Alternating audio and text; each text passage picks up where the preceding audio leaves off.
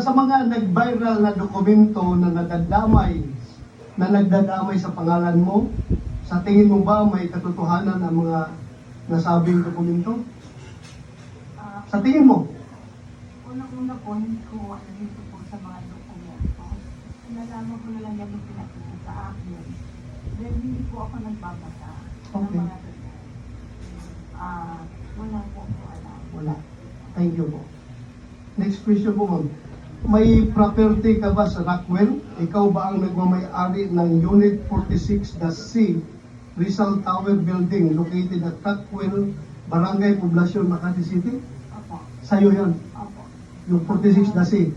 Hanggang 2012 po, nabenta ko na ulit. Wala na ako.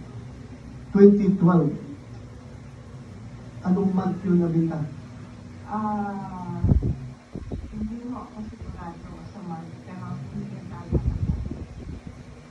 So, your pre-ops is 2012, Your Honor. 2012. Yes, ano? 2012. 2012. So, bininta mo na after 2012.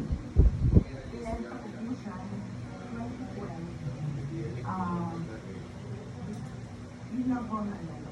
Okay. But then you admit na you are the owner and at the same time the occupant of such unit, yung Unit 46, the C. 2012, bininta mo.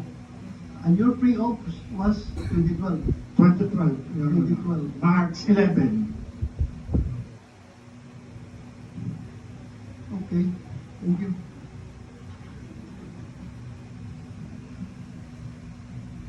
Ma'am, pwede ba makahingi ka ng kopya ng deed of sale, yung unit na bininta mo?